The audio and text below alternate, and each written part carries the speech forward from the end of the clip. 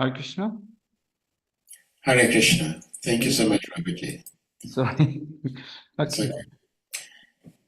Hare Krishna, dear devotees, please accept our humble obeisances. All glories to Jagat Guru Srila Prabhupada.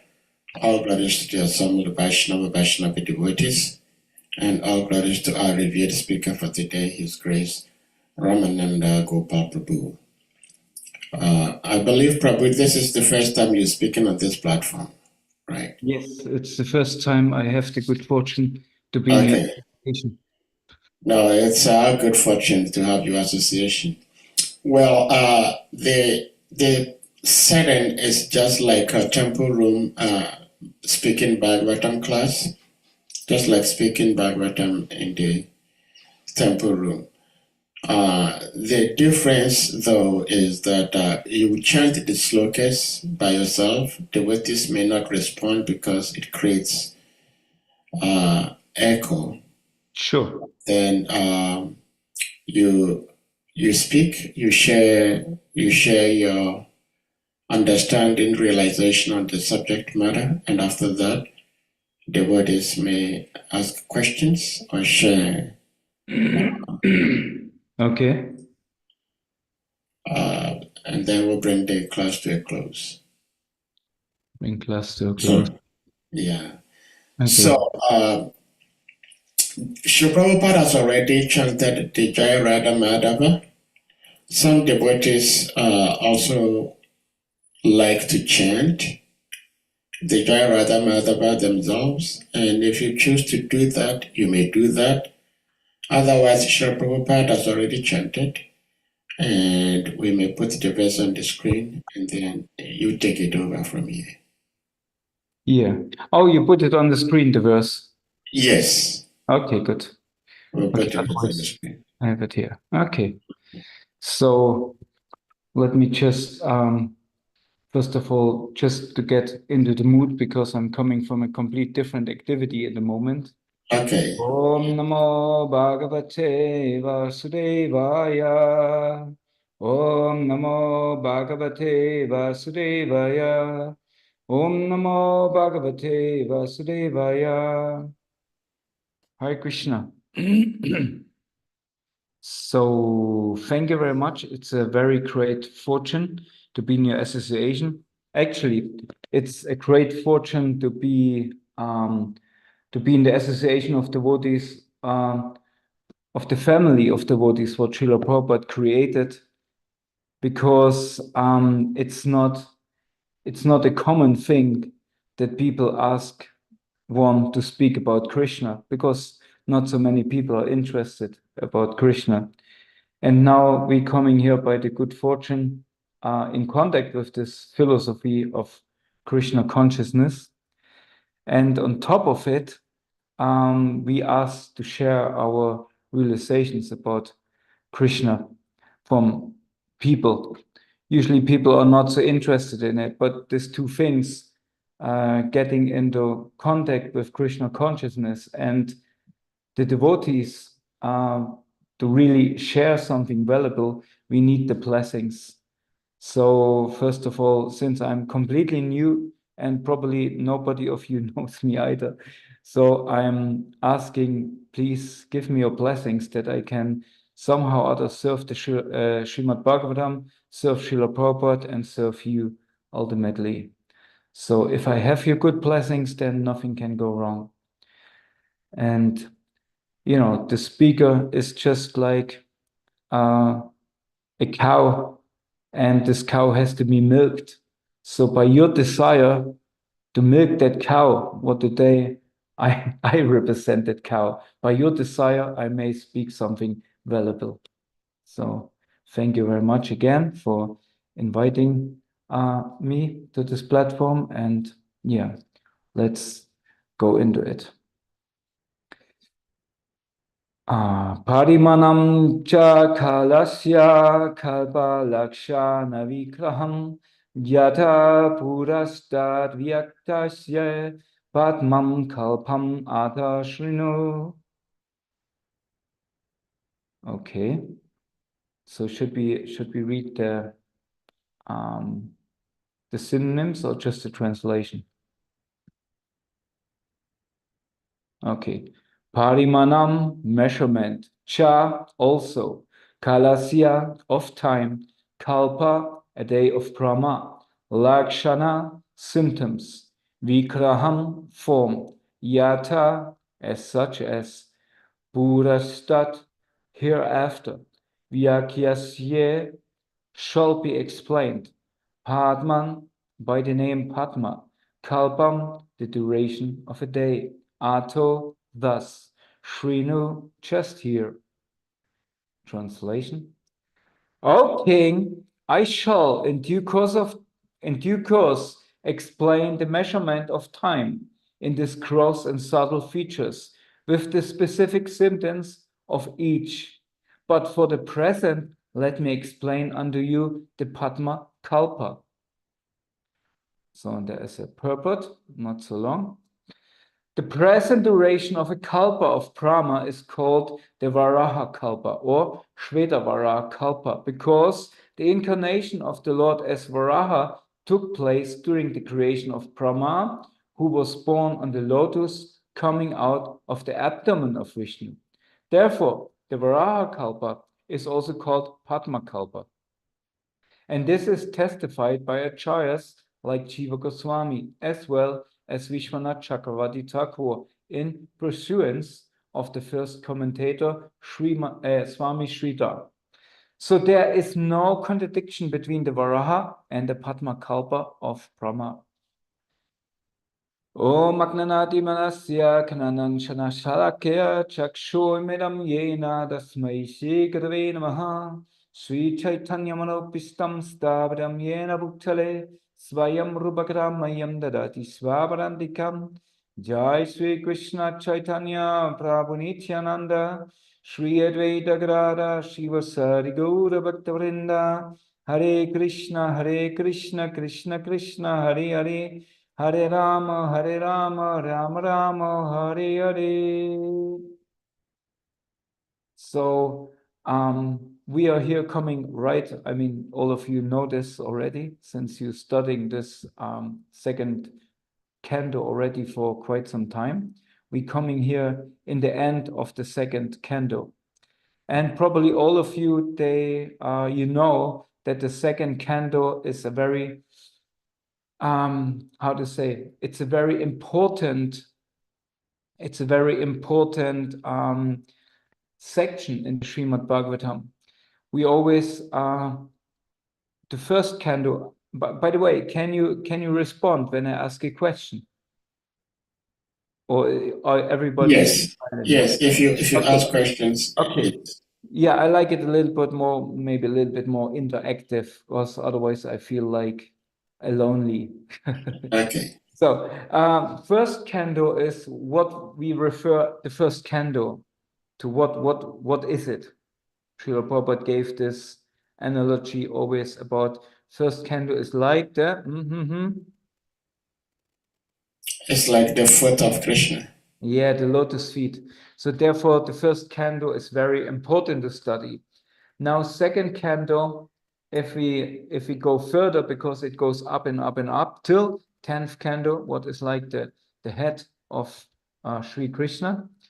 So second canto is kind of, when we see first canto as the feet, second canto could then be what? What do you think?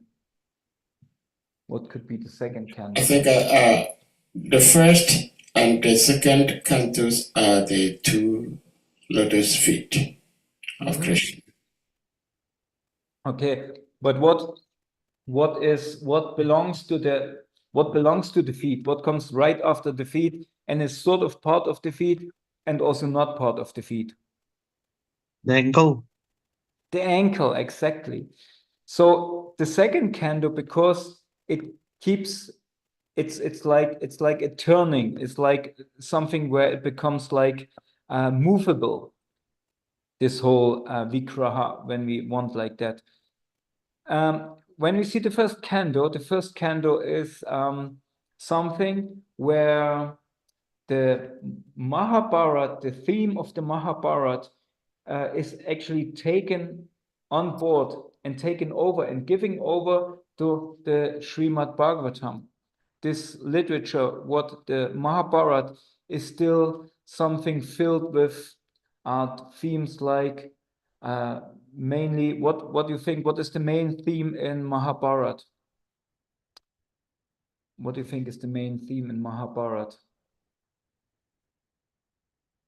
What is it all about? Is it the Kurukshetra war? Yeah, Kurukshetra, but the main teaching, what is giving to humanity is Is the Bhagavad Gita? yes, also, but the main theme in the Mahabharata is teaching mankind about Dharma.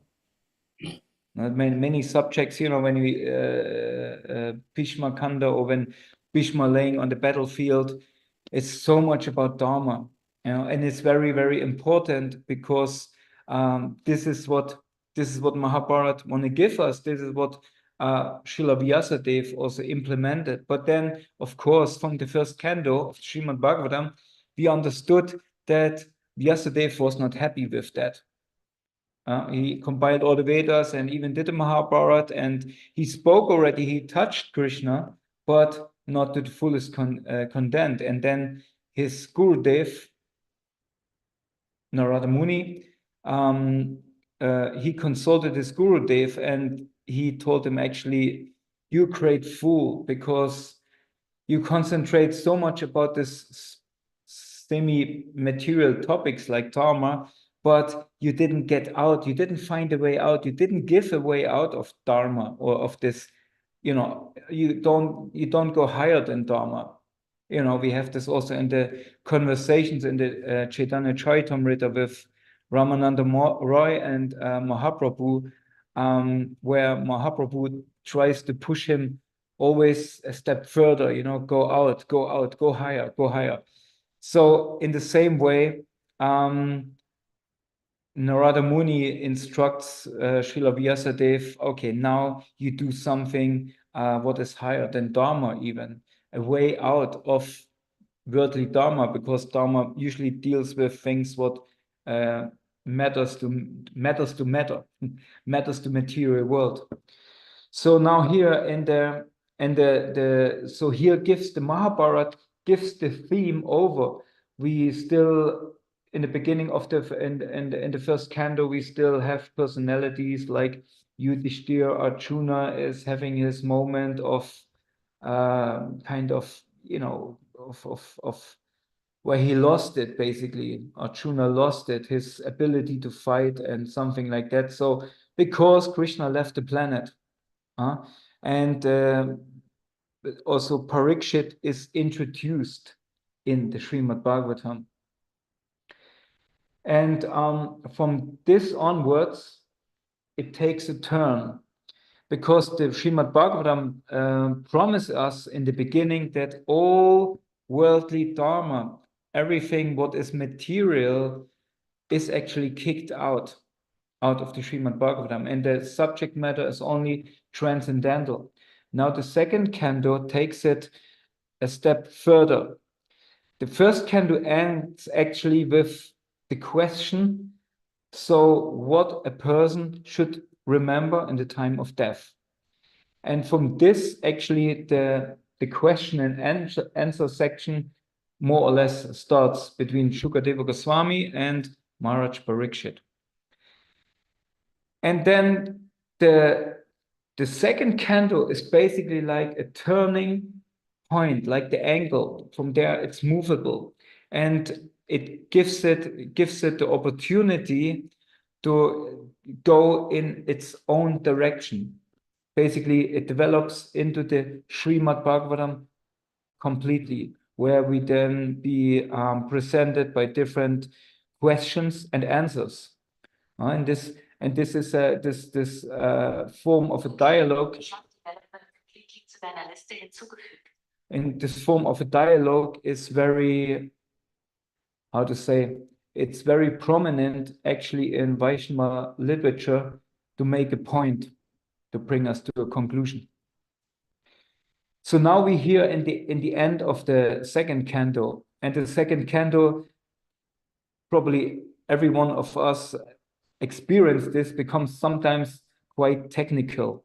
especially here in the end, the last verses, they're quite technical.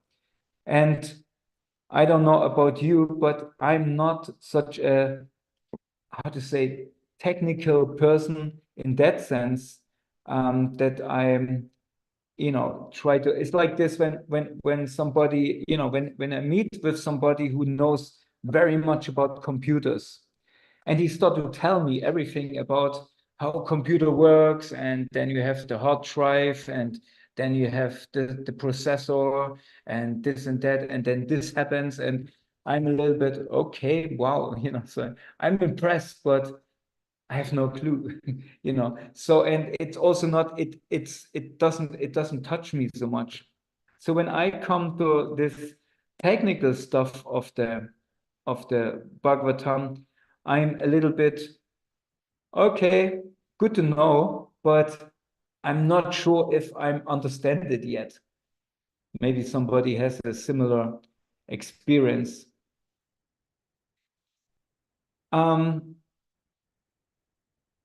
And then we have all this, we're coming now to the very end, and we come then in the next verses, even then when Shaunaga Rishi, or when they say, okay, let's put this aside, but let us talk about something else. Let us talk about the topics between Vidura and Maitreya.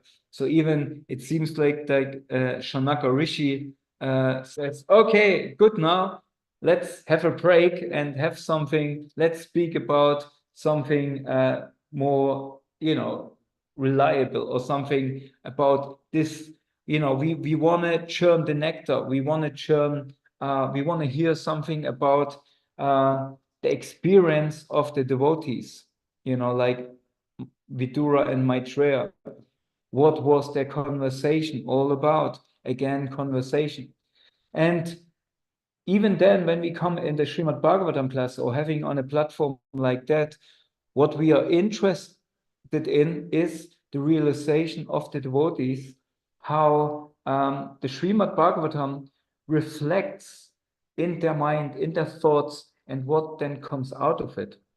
Because this gives us an inspiration, and inspires us to dig deeper in our life philosophy, in our transformation process, what we all undergo when we come in contact with the devotees and the Srimad Bhagavatam. So this is, I think, a very important. I mean, this is what for me was very what was sticking out when I read this verse and was thinking, okay, I have to speak about something about that particular verse. Maybe anybody of you have some realization about this measurement of time. Somebody want to share something about it?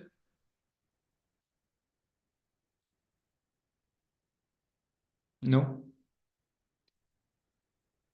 So it's, time, I mean, time itself is a very interesting phenomenon, because it's so relevant to us, because everything is measured by time.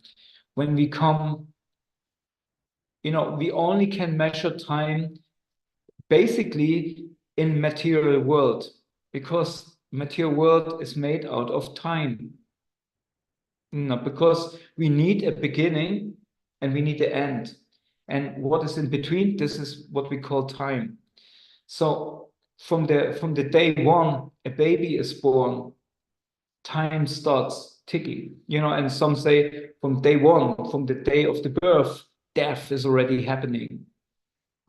So we need basically the beginning and the end, and between this is the measurement of time. So we can only do this in matter, because matter has the nature to be born and to die.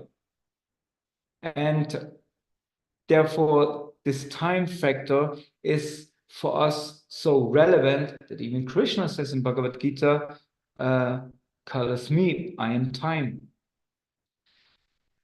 And time, when we look at the measurements of time, basically also presented to us in Srimad Bhagavatam, it has a different dimension, because mostly in the Srimad Bhagavatam, time is spoken from a higher dimension. So to understand this, for me, it's easy to look at from like a how to say, a race track, where for example bikes racing, like bicycles race, and everybody, when you see this, they maybe they go in a circle, and everybody of course tries to be as close to the circle as possible, because there you need the less time. The closer you to the circle, to the inner circle, the quicker you are. And the more you go to the outward circle, the longer you take and the more power you need to catch up with the rest. So in the same way, when we look in time on a higher perspective, then time is much more longer. Therefore, in higher planetary systems, it's said everybody lives about 100 years, has the span of life about 100 years, approximately. But of course, in the higher planetary systems, that's experienced much longer. According to our measurement as humans, they live much longer. Why? Because they're higher in the sphere of time. So that's something, some thoughts about time. Of course, this is a very big subject matter as well. One can explore more about this. And then we have Srila Prabhupada. He makes this comment that this kalpa, this duration of the life of Brahma, is called Varaha kalpa, because there Varaha, the incarnation of Varaha took place in that creation.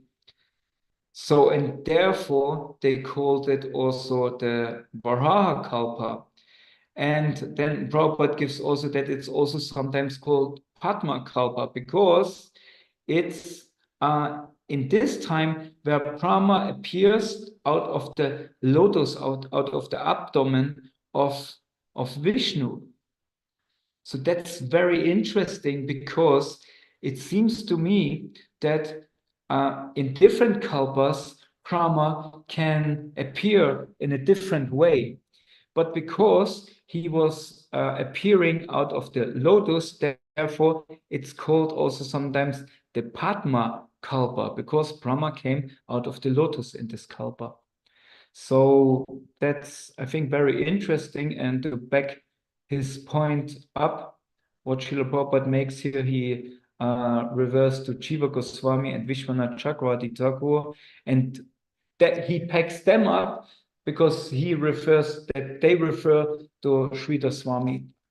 So yeah, that's interesting for me at least. Yeah.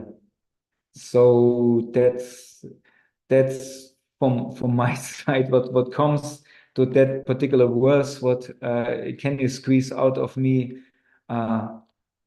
in this moment? I don't know if any one of you maybe has some realizations on this verse or said some thoughts about it, or are there any questions or comments what you maybe want to place here? We lost our host. He just went. Oh, Sahadev Prabhu. Okay. I don't know you, all of them. Hare Krishna. Hare Krishna. Sorry. No. I mean, yes. Yeah. Madhava Prabhu, you have something, please, you may unmute. Have something to share, please. Hare Krishna Prabhu. Hare So Krishna. great, so great assembly of devotees. Hare Krishna. Thank you very much for being here for us, giving us your time, and how you are carefully analyze the subject matter. So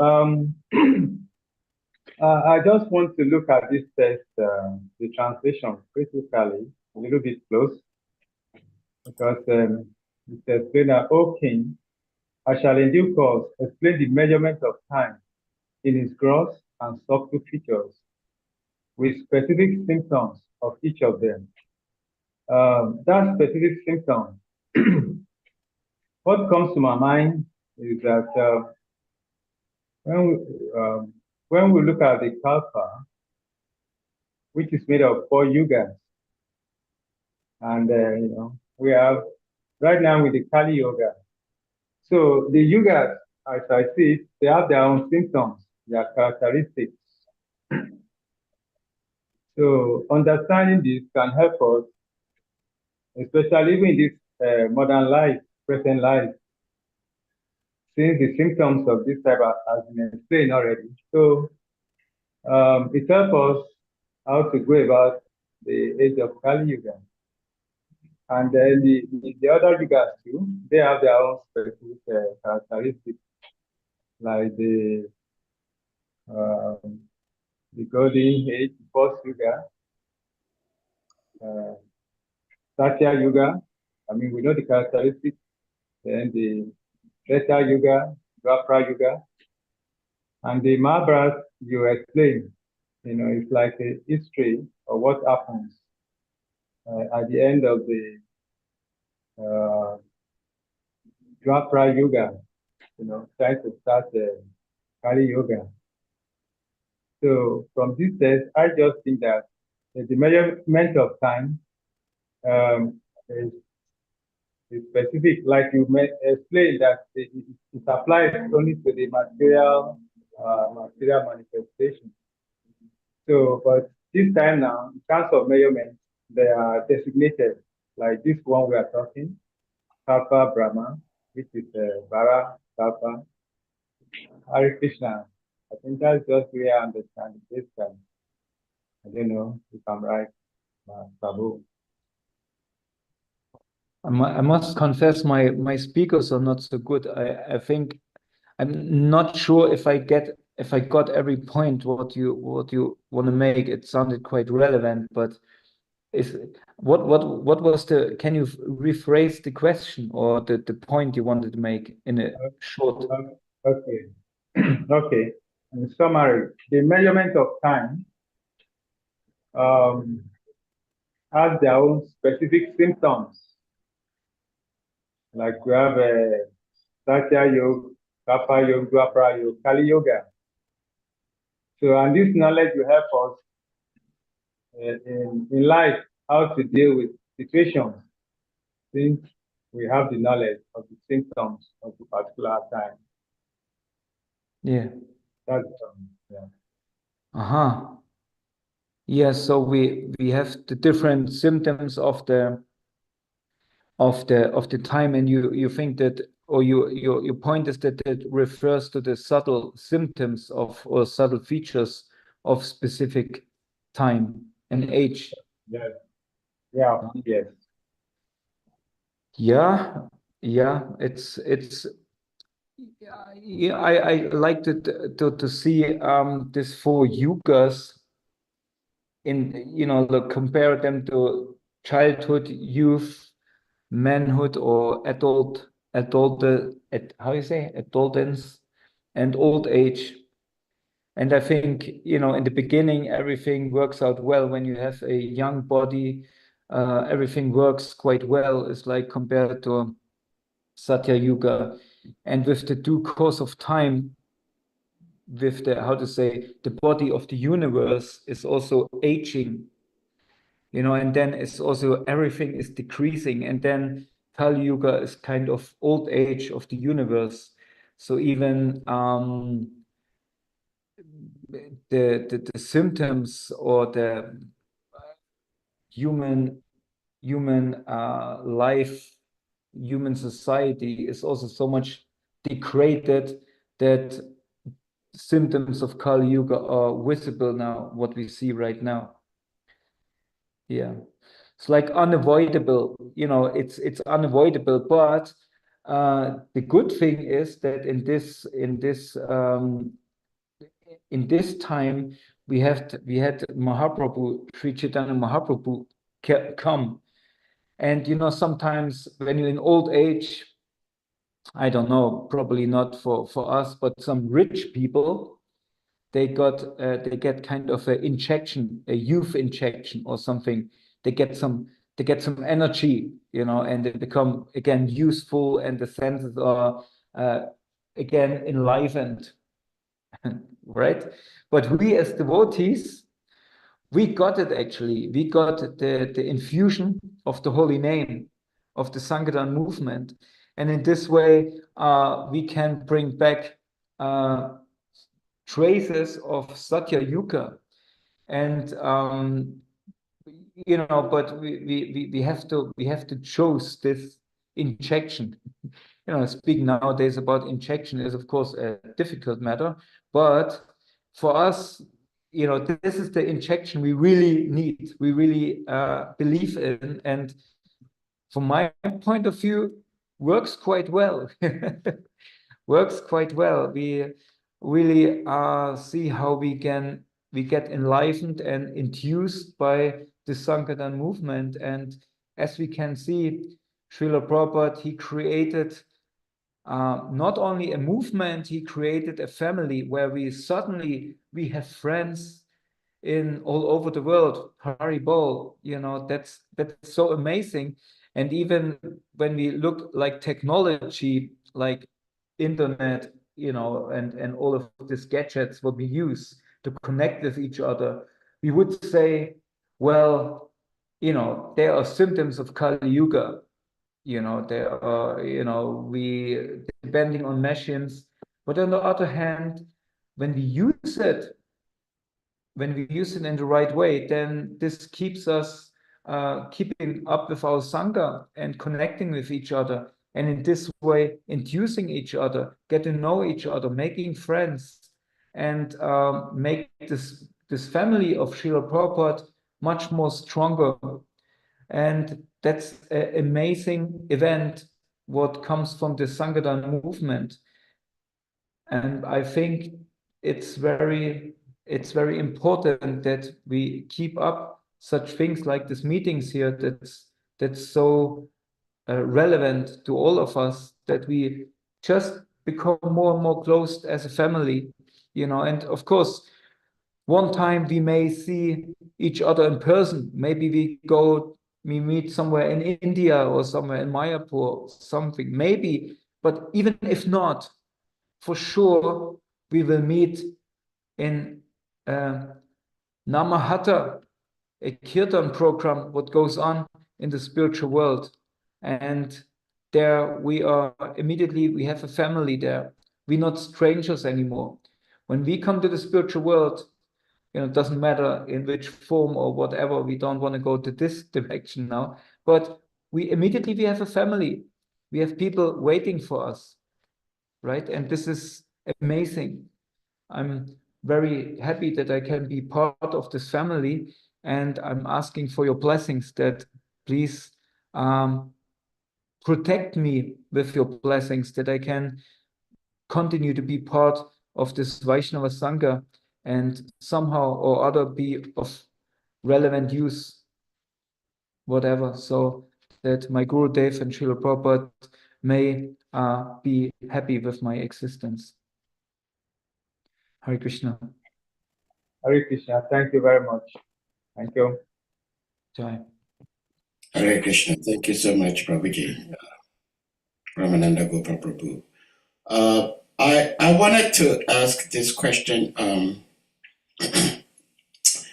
Srila Prabhupada explains in the purport that this particular kalpa is called Varaha Kalpa because it is the kalpa that the incarnation of the Lord, Varaha, appeared, or Padma, because it is the kalpa that the Lord Brahma appeared from the lotus flower of Lord Vishnu.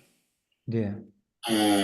It's very interesting to hear that, and it's quite confusing to me. Until today, my whole understanding about Kalpa is Lord Brahma going to sleep and then waking up. But if Lord Brahma, I just want to know, does that mean that when a Lord Brahma goes to sleep, he has to be reborn?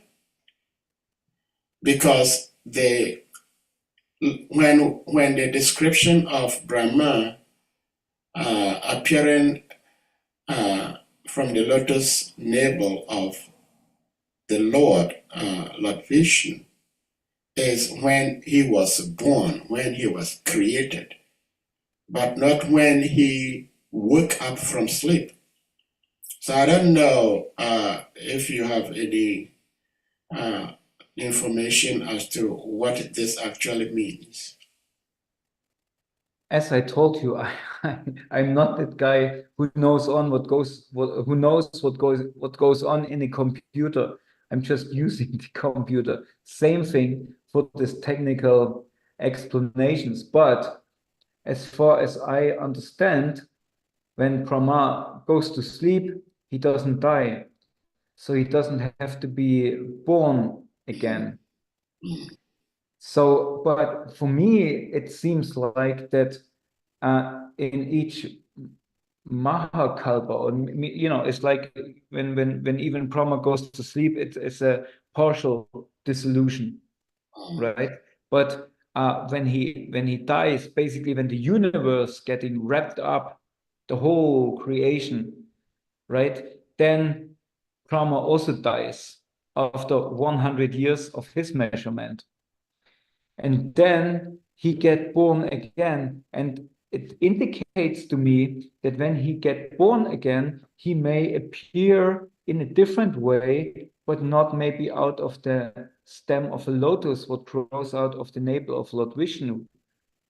But the Srimad Bhagavatam doesn't really deal with that with us, and just Srila Prabhupada gives us a hint that maybe, as they said in the heavenly planets, the Srimad Bhagavatam, this transcendental literature is much more expanded, and the conversations who going on in this literature, or in this big conversation, maybe between much more elevated devotees than who are present in front of us now when we read the Srimad Bhagavatam. So that's something, what we, with our human brains, maybe cannot really reach. Maybe some can, I don't know, but definitely it's not me. I'm sorry. Well, thank you for your sincerity and honesty, but at the same time sharing your love and wisdom with us. It's very interesting, very helpful. Now, I'm beginning to wonder, since time in the spiritual world is very conspicuous, like in this world, in this material world, we have past, present, and future. And so when we speak about things that took place a few minutes ago, we used past tense. That, I will say, I ate oatmeal this morning.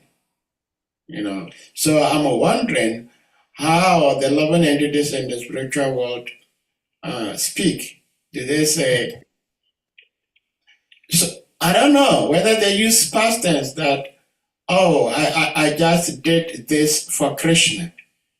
Okay, I am going to see Krishna. I'm going to see Krishna, which means they are not with Krishna at that particular moment. Just a matter of inquisitiveness, just wondering how the living entities talk in the spiritual world, trying to look at it from my conditioned state here from this material world, it will be a very interesting world. A world where there is no past, present, and future. Indeed. So, I mean, I guess the spiritual world is just consciousness. And conscious, I mean, it's conscious in the presence. So it means we are always conscious in the present moment. And this moment is designed by the desire of Krishna.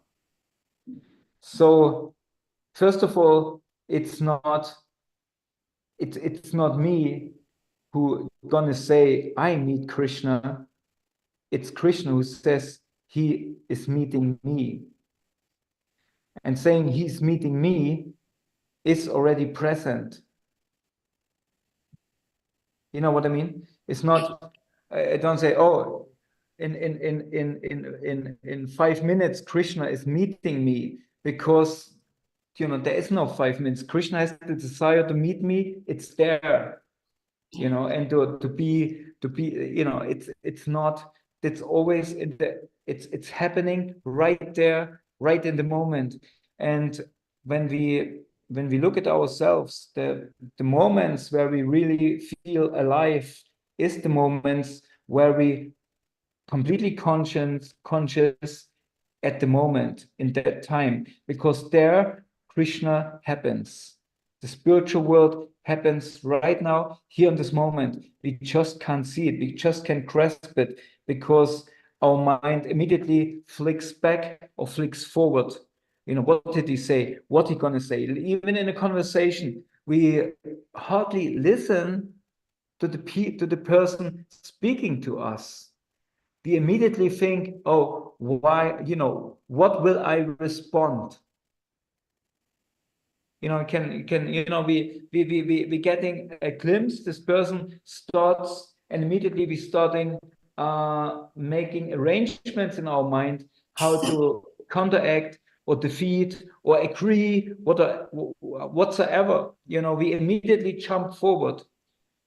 You see this sometimes even, you know, in our, you know, somebody gives a lecture, maybe even exalted devotee or something like that, and you want to ask a question, right? And after starting with the question, this person thinks already, oh, I know in which direction he's going, and you start to answer your question.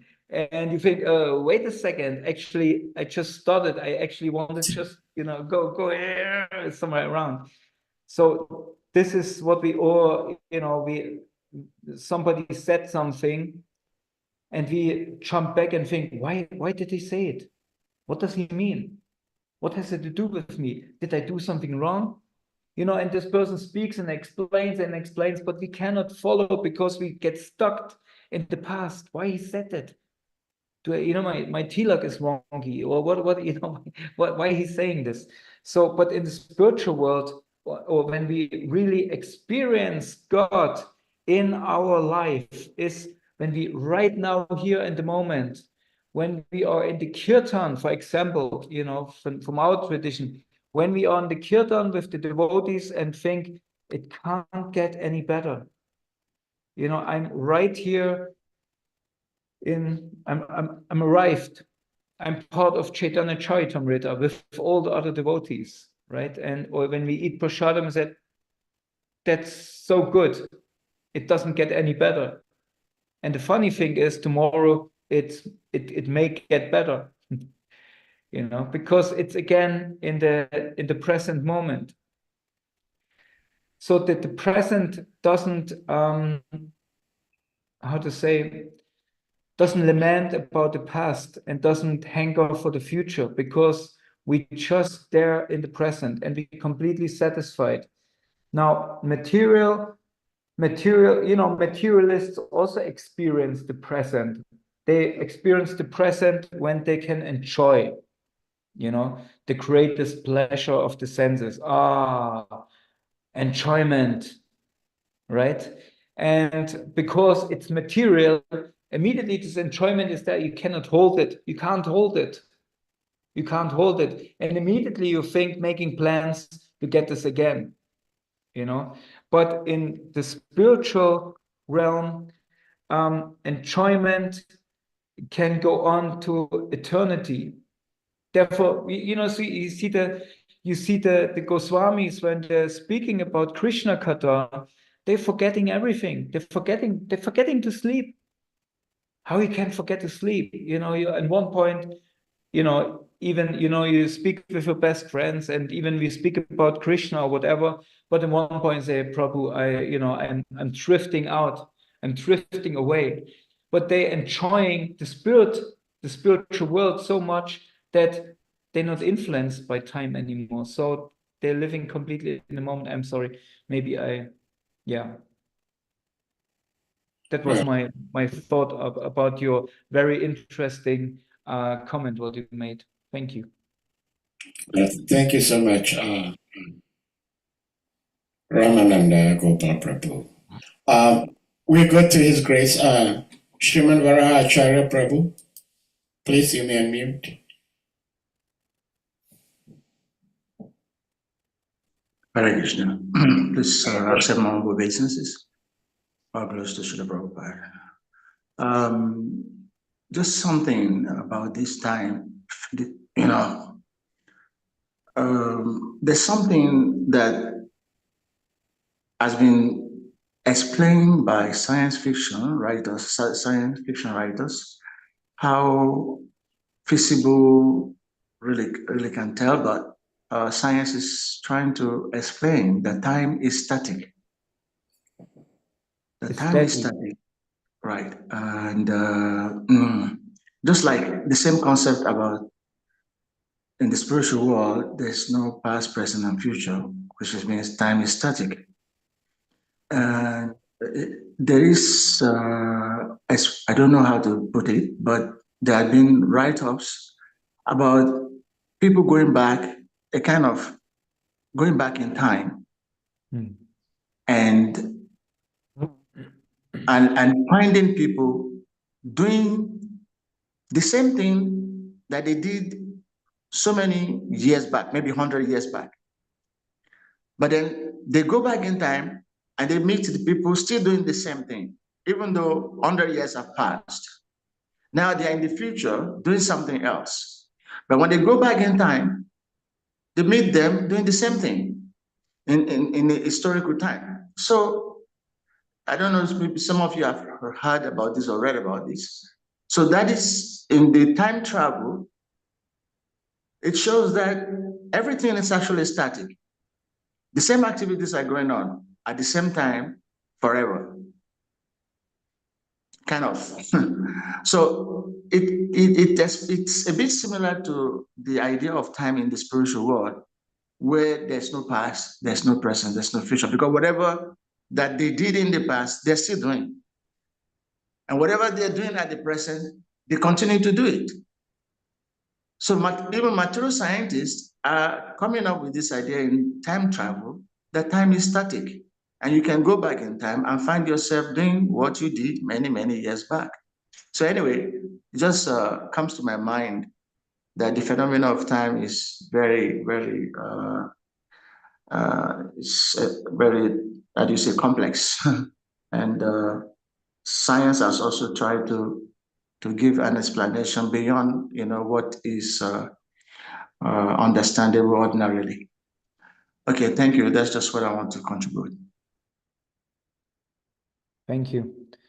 Yeah, it's a very interesting thought, and the whole, quantum physics, they deal with this matter. Time, as we said, or as I understand, it's only happening if we conscious. We can only the conscious person can influence time, can travel in time, because you need your consciousness to consciously travel to a place. It's like, like this Back to the Future, or this movie, where suddenly a lightning bolt strikes and he pushes him back, and you find yourself back in time. I'm not sure if this really functioning. As we know, people who have access to this time sphere, like yogis, they do this because of they have mystic cities, and consciously they travel in time. So, but most people or most individuals, who are energies, they are not conscious. They're living in the matrix.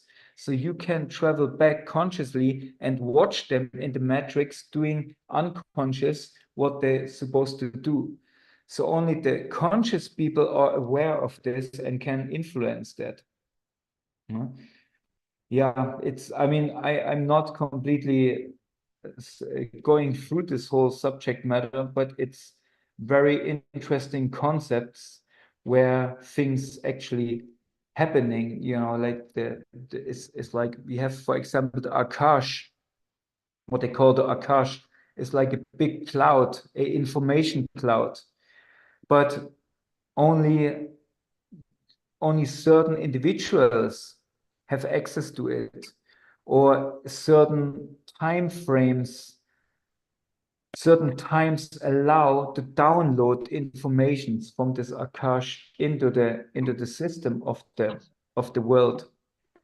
Now, everybody of us, or everybody, exactly, everybody of us is somehow out of with our mind and our intelligence connected to this Akash, to this information field, like all our telephones, or we are somehow or other probably connected to Google Cloud or something like that.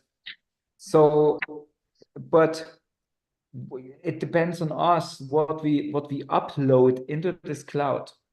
And therefore, it's very, very important that we bring transcendental knowledge into that cloud. Each one of us is like an agent who, just by studying this knowledge, what you're doing here, just by reading it, memorizing it, we influencing that Akash, this cloud of the universe, right? So each and every book what we distribute carries this knowledge, and each and every person who reads, therefore Prabhupada says, who only read one word, right, makes already a difference, not only for himself, but for the whole universe. So therefore, it's very, very important that we study this knowledge. And by just bringing it in our mind, we uploading it to the cloud. And the more devotees we uploading it in a cloud, it creates an impression. Like when you have a video on YouTube and you get many clicks on it, then the ranking is higher, that some other people who looking for a similar thing will also, this video will appear in them. So the more people thinking about this knowledge, studying this philosophy, and in this way bringing it into the Akash, the more accessible and the more, will be a normal thing then, that people think about that. It appears also in their playlist of the mind. Yes, very fascinating. Like 50 years ago, when the Hare Krishna movement basically started, vegetarianism, for example, was not such a big thing. I don't know about, maybe it's different in Africa or somewhere, but here in Europe, no way. My parents, my grandparents, they coming from the wartime, like meat was kind of life, so they, this was like something. But with the time, and it comes very close that the Srila Prabhupada came to the West, and such things like vegetarianism became a topic, more and more important. And nowadays, at least in Europe, so many people are vegetarian, even vegan. If you're vegetarian, you already kind of people, raising their eyebrows because you're only vegetarian. So you have to be vegan or something like that. But it's all part because it came into the consciousness of the people, because more and more people were aware of that. And now it's kind of a normal thing. And the same thing happens when we more and more study this literature and bringing this in the Akash of the universe. I think that's we underestimate this opportunity that we influencing the whole world just by studying it by ourselves, just by reading it ourselves, what to speak, distributing it, and giving this to others, influencing other minds with it. No, sorry, just some thought about this. I don't know if I went in the wrong direction. We spoke actually about time. Hare Krishna. Hare Krishna. No, I don't think you went wrong direction at all. It's very interesting, the comment shared by His Grace Srimad Prabhu. And what he shared, it's been one of the main reasons why there is a very serious problem in trying to understand what time actually is. But as we read from the text, it is said that for the meantime, Maharaj Parikshit is being told about this, but eventually there will be a very detailed explanation of time. Yeah. So as we continue studying the Bhagavatam, the perplexity we have at the moment will be cleared by the same Srimad Bhagavatam. Srimad Bhagavatam will educate us all about what time is. Because in ordinary sense, we all know that time is a relative term. Because if you wore a particular dress in the month of January and you felt comfortable in that dress, you won't feel comfortable in that same dress in July. You see, Yeah. So we can say that time has made cause and effect on the comfortability of the dress. But the same scientists are telling us that time is permanent and absolute, which means that whatever we wore in January we felt comfortable in would also make us feel comfortable wearing the same dress in the month of July, which is not the case to most of us. You know, we have winter clothes, we have summer clothes, and if you wear them in different seasons, they don't feel really comfortable. But like I'm saying, once we continue studying the Srimad Bhagavatam, we'll come to a point where these complexities will be explained for us to enjoy it and understand it, hopefully. So we should continue hearing Bhagavatam. Yes, for sure. Well, a counter question to your very interesting thought about it, the dresses. I like this actually, but in the spiritual world, we don't wear any dresses. We spiritual naked, so to Yeah. say. You know, and we don't feel in any time of the year, we don't feel uncomfortable. I mean, because of the temperature or climate, something like that. Yeah. That's why it is said that time as we experience it here in this material world is not the same in the spiritual world. Because like this example I was giving about different dresses for different seasons doesn't exist there. Because there is no moon, no sun, no electricity. So Only yeah, Krishna. I understand that. Yeah, but it is interesting that even though these scientists are here on this material plane, yet they are discussing about the nature of time in the spiritual world. That is what is very interesting to me, at least. Like Shumvara Acharya Prabhu shared. And actually, that is what Ramananda Gopal Prabhu, you also shared about quantum physics. That's what quantum physics state, is that time is absolute and is permanent. And it's like static or straight. But for most of us living in this material world, we don't see it that way. That's why I'm thinking that if we read and study the Bhagavatam, we will come to a point that Bhagavatam will enlighten us about this topic.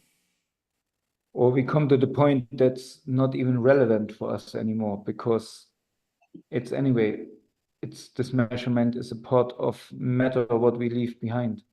Yeah, what we leave behind. Yeah. But we want to dwell much more on what we carry along. You what? Yeah. Excuse me? I said we care more about what we carry along when we leave this body, not what we leave behind. Yeah. Yeah. Yeah, exactly. Prabhuji, if you have a little bit more time with us, if you can give us a little bio of your humble self. No, I can't give you a bio of my humble self. Can you give you a bio of my proud self? Prabhuji, yes. Okay. We are all proud. We are all proud that we can be here. And it's a very good pride. Yeah. Okay, Prabhuji. Well, yeah, I mean, what bio you want to hear? I mean, okay, in the present moment, since we speaking about the present so much, in the present moment, I'm serving here in Simhachalam. Some of you may know that's the abode of Sri Sri Palat Lakshmi Singhadev, very, very impressive deity of Nrsingadev, together with Prahlad on his lap. And this brings us to the point that, you know, because many devotees are somehow, oh, Nrsingadev, and they're afraid. But here, our Nrsingadev, because he is with Prahlad on his lap, he is very, very peaceful, because all the battle, all the bloodshed, everything is over, and he's just enjoying the company of his devotee. And that's a very, this scenery basically is on the altar. This is what we worship on the altar. And this is the moment where Nrsingadev is completely calm and peaceful and ready to bless the whole world, and even is ready to, by the request of Sri Prahlad Maharaj, to forgive great demons like Hiranyakashipu. You know, he's ready to grant the boon to Sri Prahlad, to say, okay, whatever, you know, because Prahlad wanted that his father is being forgiven. And, you know, so this is the scenery, what we worship on the altar. And yeah, as I said, I serve as head puchari, but doesn't mean anything. We are a very nice team of devotees, actually, who together serve Nrsingadev. And it's not that we all pucharis or whatever. We all have our duties. We have our side duties and this and that. And you know, I try to engage everybody that they can spend some time with Nrsingadev and do some direct seva. In this way, the community is enlivened and engaged and don't loses the, you know, the direct connection to Nrsingadev. We have a quite young community here at the moment. Of course, we have one Prabhupada disciple also here living still amongst us, what we're very proud of and happy. Akila Prabhu, His Grace Akila Prabhu. And yeah, we have therefore that we a young community. We have also many children living here with us, and basically we are, although we based in Germany, we quite an international community here. So we have from all kinds of corners of the world, even from Africa. We have devotee here from Africa. And yeah, this is where I have the great fortune to be here with my family, with my wife, and we have two boys, 9 and 6. And yeah, that's our great fortune. So please bless me that I can somehow, that we can please the devotees, that they allow us to be in their association and overlook our faults and mischievous behavior, and somehow other can serve here, and them, the devotees, and can serve you. Whenever you feel a need to, I don't know, because the point is, you know, when you stand in front of Radha and Krishna, you see, oh my goodness, you look at them and you see, oh, they're having their pastimes. They, you know, it's like a closed unit. Just how can I disturb them with my silly little things, what's going on in my hand, in my mind, on my life, right? So I always feel shy to stand in front of Radha and Krishna and say, can you please, can you that, and whatever. So just let them be.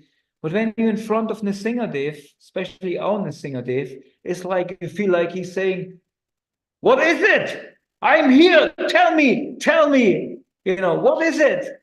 You know, and you really can tell him whatever goes on. And he is so active that he very much comes in life and how to say, get involved. It's my own my own experience.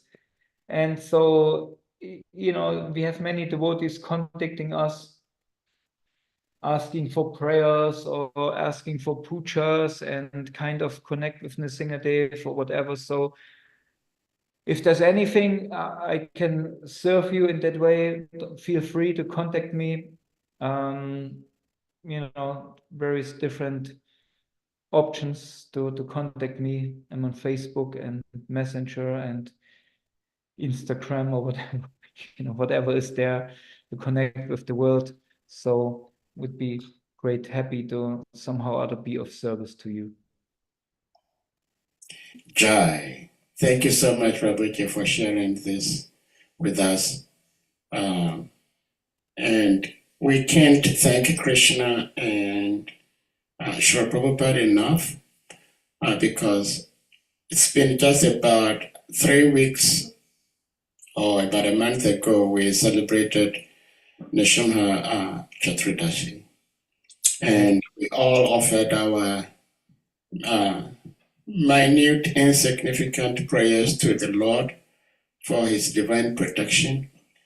And even though most of us are unable to visit Simhalachalam temple to have a direct vision of the Lord has made himself available to us through you today.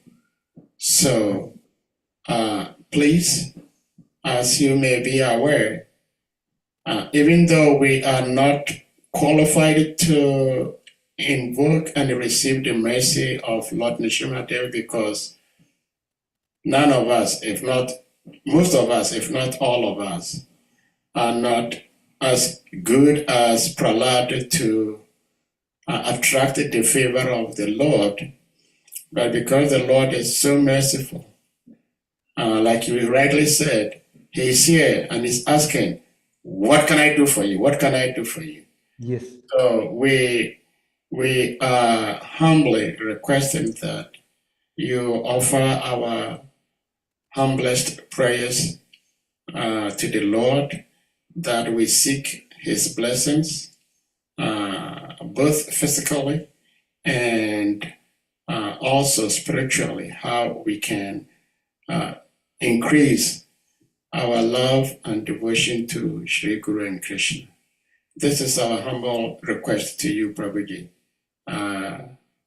to the Lord. Hare Krishna. Hare Krishna. That's a very nice thought, a very nice prayer.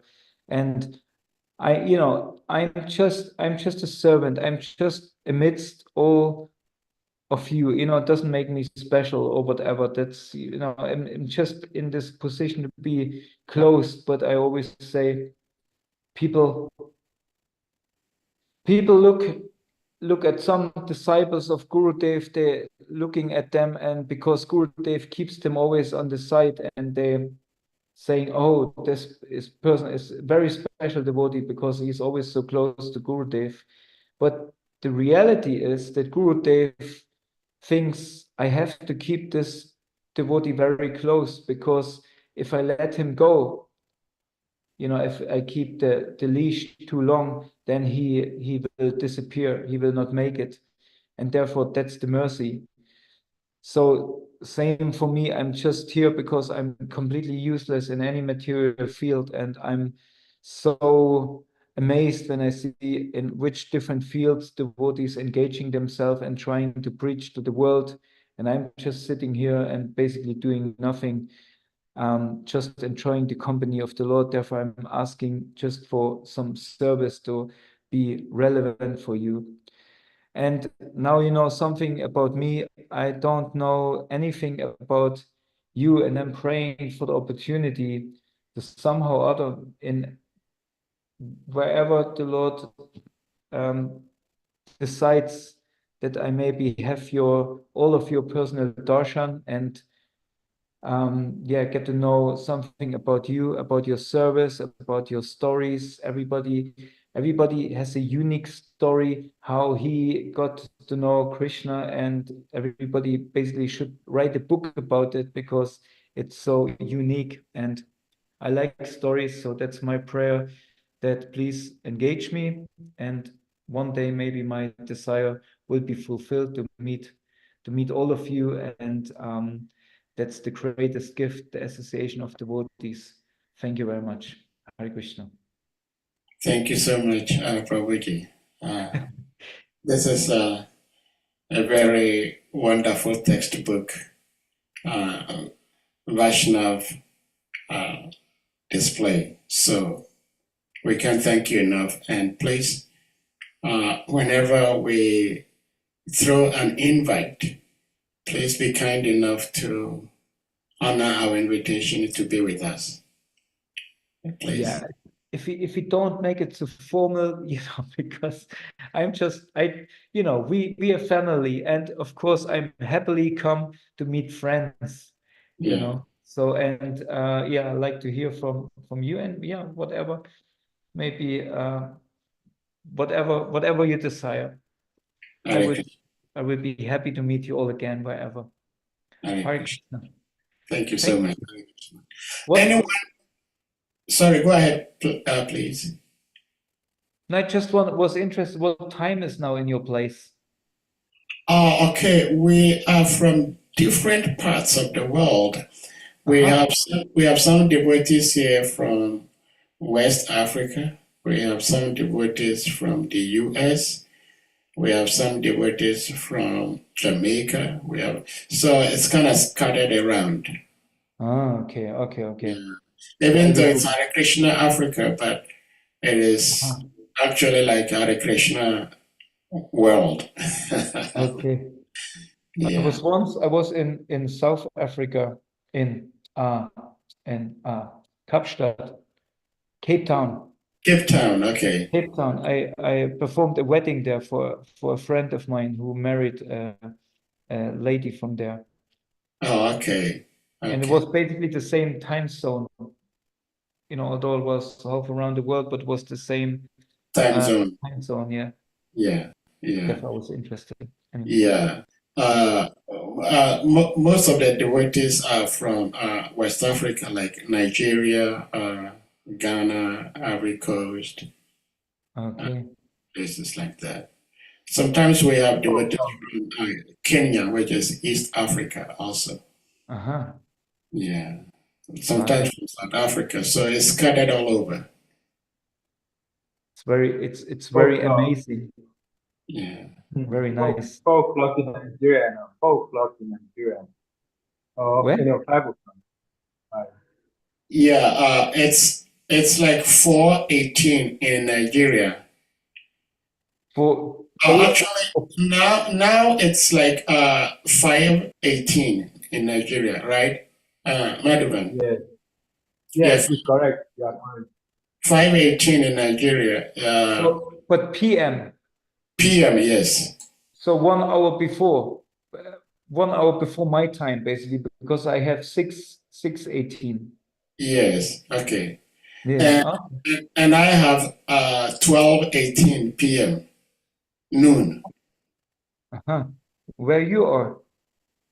I'm in the US. Are you in the US? Wow. Okay. So others may be like 4:18, others may be 5:18, others may be 6:18, depending on their zone. Yeah. Sure, understand. Yeah. Well, it's 2018. Yeah. I think Thakur Murari Prabhu, please, you may unmute. Go ahead, please. Yeah, Hare Krishna Prabhu, please accept my obeisances of those who should have Prabhupada, and thank you for your presentation. So, different time zone. I'm now 11:19 in Jamaica. Oh, you 11:19 a.m. Wow. Yeah. Yeah, so different time zone, yes. Yeah, you just started your day.